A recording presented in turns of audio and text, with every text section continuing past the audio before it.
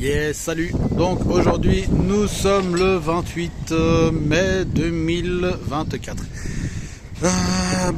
Finalisation. On avait monté l'échafaudage jusqu'au dessus là, tout en haut, et terminé donc cette dernière partie de cornière métallique qui monte jusqu'au dessus. Donc ça c'est fait. Ensuite on avait en attente en fait un tuyau d'évacuation ici. C'est un tuyau de ventilation en fait. C'était la ventilation que voici ici.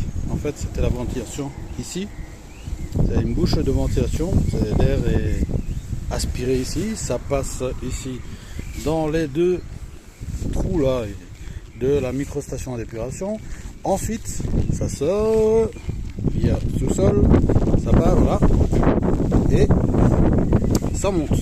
Maintenant, c'était en attente là, maintenant on a tout raccordé et on a décidé donc d'y mettre des colliers ici. Qu'on avait déjà, on peut dire encore un grand merci à notre cher collègue qui voulait nous en passer, mais en fait on en avait. Donc on n'a même pas eu besoin d'en acheter. Un grand merci, c'est gentil d'être toujours là pour nous. C'est magnifique, c'est super. Donc voilà, le tuyau d'évacuation monte jusqu'au dessus. Même un peu, même pas 1 centimètre au-dessus. Ça c'est juste pour dégager les odeurs au-delà de la maison, sans déranger qui que ce soit. Donc encore un collier là, et puis double 45, hop, 1,90, ça descend, c'est nickel, c'est bien fait. Maintenant on démonte l'échafaudage. Une fois qu'on aura démonté l'échafaudage, qui était en fait posé ici, on va dégager l'échafaudage d'ici. On l'a mis pour l'instant là. On va le dégager encore du côté du parking pour faire une petite bricole. Et ensuite on aura fini avec l'échafaudage. On n'y touchera plus. Donc tout ce qu'il nous faudra maintenant, c'est d'ouvrir ici. Et comme ça plus tard on pourra commencer la terrasse qui sera de ce côté là.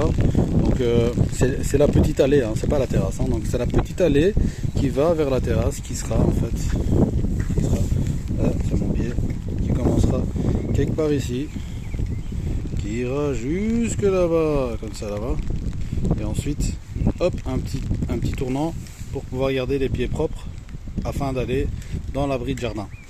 Donc voilà. Et donc on revient ici.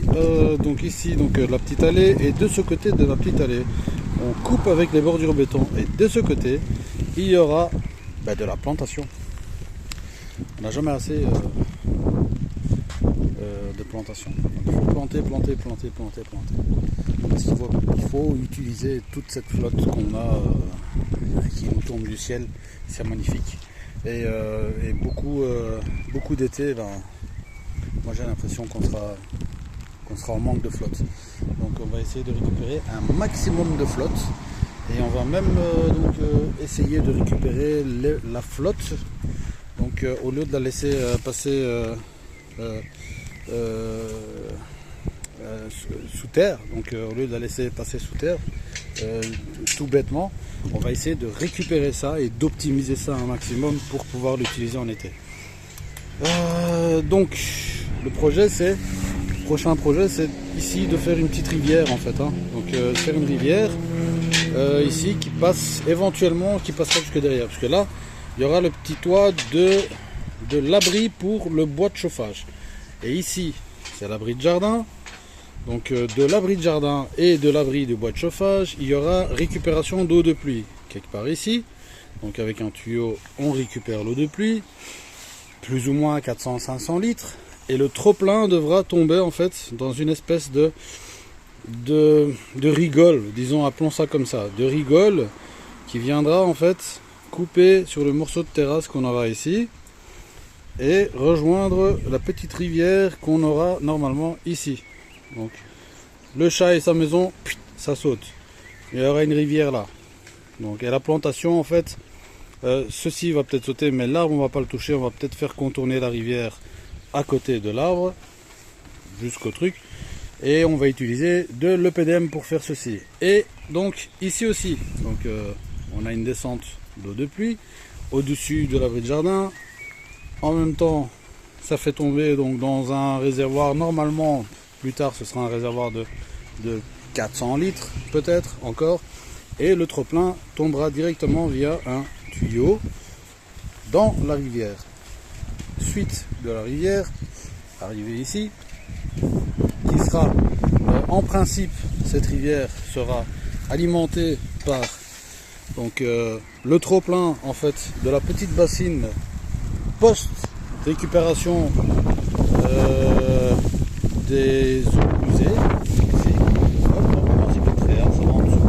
Mais là, ce qu'il y a, c'est que je vais peut-être essayer d'étanchéifier un peu le sol pour pouvoir récupérer un max d'eau. Parce que là, quand la pompe fonctionne, ça n'a pas le temps de dégager ici l'eau que c'est absorbé sous sol.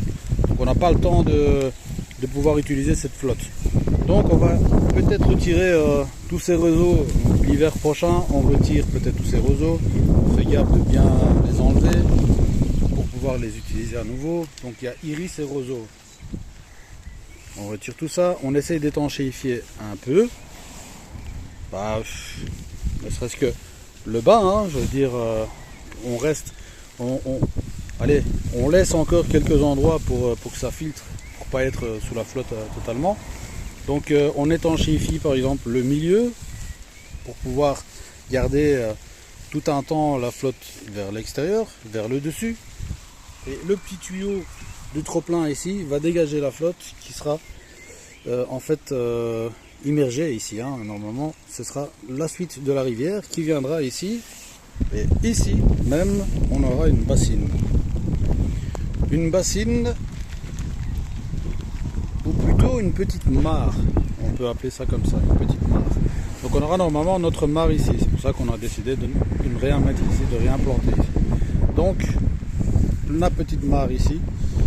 Et pour éviter justement qu'il y ait de l'eau stagnante, qu'est-ce qu'on peut faire avec cette mare?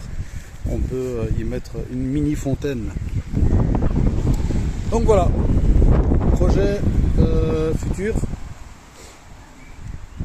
expliqué.